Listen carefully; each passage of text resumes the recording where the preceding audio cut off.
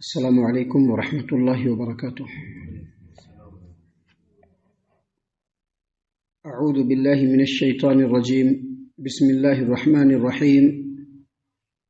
خذ من اموالہم صدقۃ تطہرہم وتزکیہم بہا وصل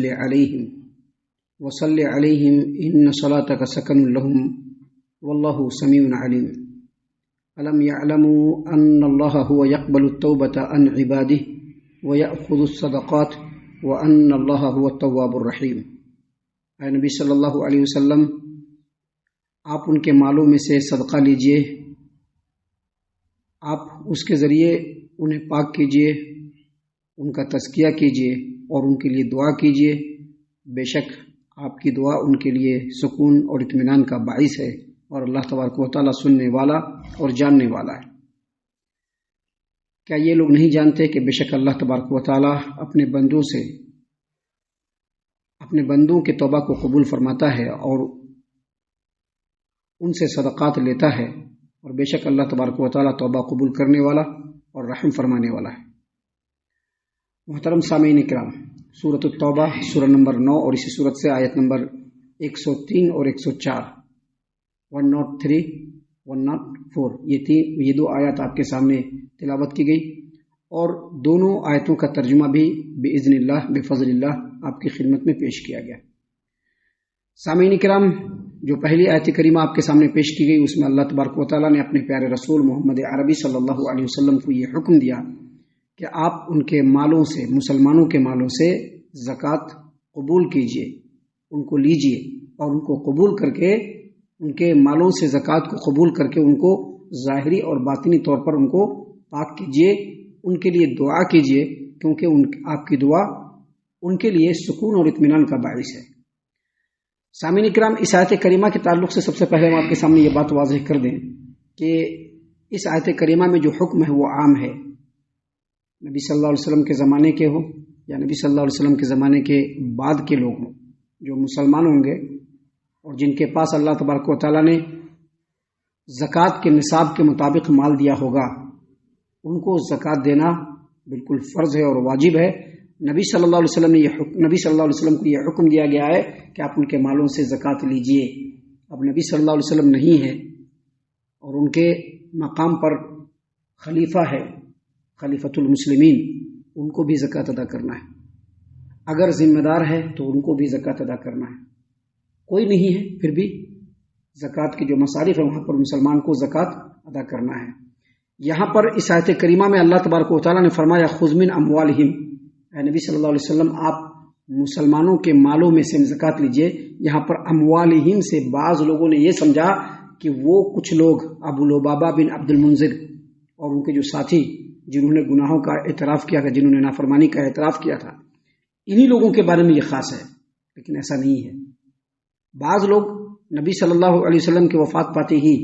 زکوٰۃ دینے سے منع کر دیے، مانعین زکوٰۃ۔ ان میں سے کچھ لوگوں کا یہ عقیدہ کہ اس میں نبی صلی اللہ علیہ وسلم کو حکم دیا گیا ہے، دوسروں کو حکم نہیں دیا گیا ہے، لہٰذا آپ نبی صلی اللہ علیہ وسلم نہیں ہیں تو ہم لوگ زکوٰۃ ادا نہیں کریں گے۔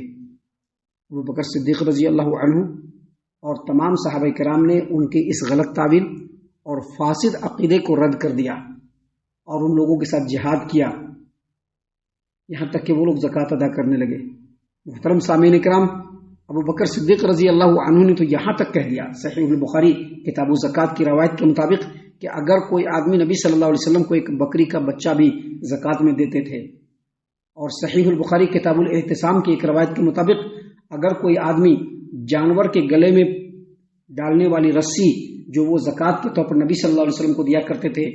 اگر وہ یہاں پر ہمارے پاس لا کر کے نہیں جمع کریں گے، ان سے بھی جہاد کیا جائے گا۔ اللہ تبارک و تعالیٰ نے اس آیت کریمہ میں اپنے پیارے رسول صلی اللہ علیہ وسلم کو حکم دیا خذ من اموالہم صدقۃ، آپ مسلمانوں سے ان کے مالوں میں سے زکوٰۃ قبول کیجئے، صدقات قبول کیجئے۔ کیوں؟ تطہرہم، تاکہ ان کو ظاہری اور باطنی طور پر پاک ہو جائیں وہ لوگ، آپ ان کو پاک کر دیجئے۔ وتزکیہم، اور ان کا تزکیہ کر دیجئے۔ وصل علیہم، اور آپ ان کے لیے دعا کیجئے۔ محترم سامعین کرام، نبی صلی اللہ علیہ وسلم کی خدمت میں جب بھی کوئی آدمی زکوٰۃ کا مال یا صدقات کا مال لے کر کے آتا تھا، آپ صلی اللہ علیہ وسلم ان کے لیے دعا فرمایا کرتے تھے، جیسا کہ صحیح البخاری کتاب الزکات اور صحیح مسلم کتاب الزکات کی روایت ہے۔ عبداللہ ابن ابی اوفا رضی اللہ عنہ اس حدیث کے راوی ہیں، وہ کہتے ہیں کہ نبی صلی اللہ علیہ وسلم کی خدمت میں جب صدقات و زکات کا مال آتا تھا تو آپ صلی اللہ علیہ وسلم جس قوم کی طرف سے آتا تھا اس قوم کے لیے دعا کرتے تھے۔ ایک بار میرے والد صاحب زکات کا مال لے کر کے آئے تو اللہ کے رسول صلی اللہ علیہ وسلم نے فرمایا اللہم صلی علی آل ابی اوفا، اللہ تبارک و تعالیٰ آل ابو اوفا کے اوپر رحمت نازل فرما، ان کی مغفرت فرما دے، ان کی بخشش فرما دے۔ سامعین کرام، اللہ تبارک و تعالیٰ نے فرمایا وصلی علیہم، اے محمد صلی اللہ علیہ وسلم جو لوگ زکات کا مال صدقات کا مال دیتے ہیں آپ ان سے لیجئے اور ان کے لیے دعا فرمائیے۔ دعا فرمائیے، دعا فرمائیے کا مطلب یہ ہے کہ ان کے لیے رحمت کی دعا فرمائیے، ان کے گناہوں کی بخشش کی دعا فرمائیے۔ کیوں؟ اللہ تبارک و تعالیٰ نے آگے اس کی وجہ بیان فرمائی، ان صلاتک سکن لہم، آپ جو مسلمانوں کے لیے دعا فرمائیں گے تو یہ دعا ان کے لیے تسکین کا باعث ہے۔ اس سے یہ بھی پتہ چلتا ہے کہ جب بھی جو اس کے ذمہ داران ہو ان کے پاس اگر صدقات کا مال آتا ہے، زکوٰۃ کا مال آتا ہے تو آپ ان کے لیے دعا کیجیے۔ کیوں دعا کیجیے؟ کہ اللہ کے رسول صلی اللہ علیہ وسلم بھی دعا فرمایا کرتے تھے۔ آگے اللہ تبارک و تعالیٰ نے فرمایا واللہ سمیع علیم، بے شک اللہ تبارک و تعالیٰ سننے والا ہے، یعنی اے نبی صلی اللہ علیہ وسلم آپ جو دعا فرمائیں گے اللہ اس کو سننے والا ہے،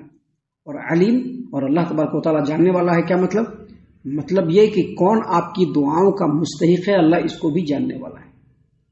سامعین کرام، اس کے بعد اگلی آیت کریمہ میں اللہ تبارک و تعالیٰ نے فرمایا الم یعلموا ان اللہ هو يقبل التوبۃ عن عباده ويأخذ الصدقات، کیا یہ لوگ نہیں جانتے کہ اللہ تبارک و تعالیٰ اپنے بندوں سے توبہ قبول فرماتا ہے اور صدقات و خیرات اللہ تبارک و تعالیٰ اس سے لیتا ہے۔ اس آیت کریمہ میں اللہ تبارک و تعالیٰ نے دو باتوں کی تلقین اور ترغیب فرمائی ہے، ایک یہ کہ توبہ کرو اور دوسرا یہ کہ اللہ کے راستے میں صدقات و خیرات کرو، زکوٰۃ ادا کرو، کیونکہ یہ دونوں چیزیں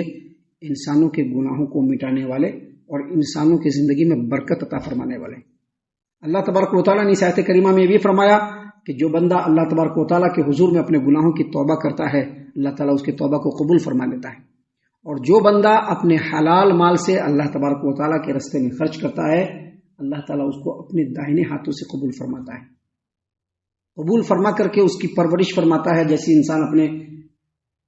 بچڑے کو، جانور کا جو بچہ ہوتا ہے اس کی تربیت، اس کی پرورش کرتا ہے، یہاں تک کہ اللہ تبارک و تعالیٰ اس چھوٹے سے صدقے کو احد پہاڑ کے برابر کر دیتا ہے، جیسا کہ اللہ کے رسول صلی اللہ علیہ وسلم کی حدیث ہے۔ ابو ہریرہ رضی اللہ عنہ نے فرمایا کہ نبی صلی اللہ علیہ وسلم نے فرمایا کہ جو بھی آدمی اپنے پاکیزہ مال سے کھجور کا ایک ٹکڑا بھی اللہ کے راستے میں خرچ کرتا ہے اللہ اس کو داہنے ہاتھ سے قبول فرماتا ہے، پھر اس کی پرورش فرماتا ہے، یہاں تک کہ وہ چھوٹا سا جو ٹکڑا ہے کھجور کا وہ احد پہاڑ کے برابر ہو جاتا ہے۔ اس آیت کریمہ میں اللہ تبارک و تعالیٰ نے فرمایا الم یعلموا ان اللہ هو يقبل التوبۃ عن عباده ويأخذ الصدقات، کیا یہ لوگ نہیں جانتے کہ اللہ تبارک و تعالیٰ اپنے بندوں سے توبہ قبول فرماتا ہے اور ان کے صدقات کو لیتا ہے؟ اس سے یہ بھی اشارہ ملتا ہے، اس بات کا بھی ثبوت ہے کہ اللہ تبارک و تعالیٰ صدقات کی پرورش فرماتا ہے۔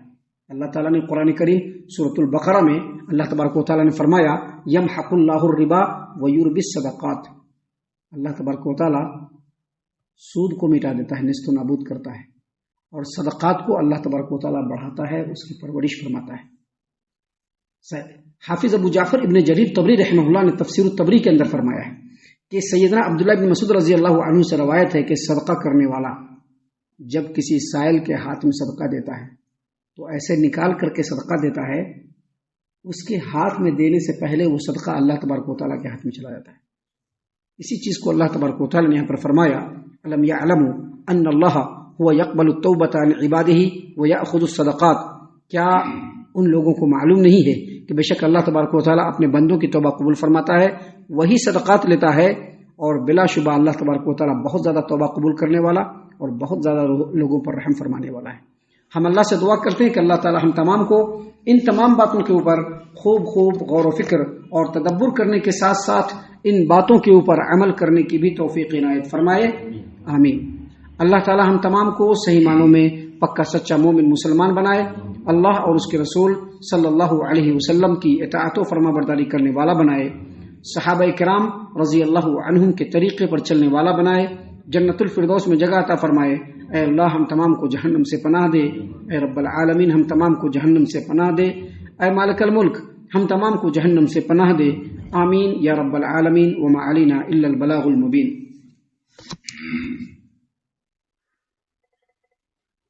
تبارك الذي نزل الفرقان على عبده ليكون للعالمين نذيرا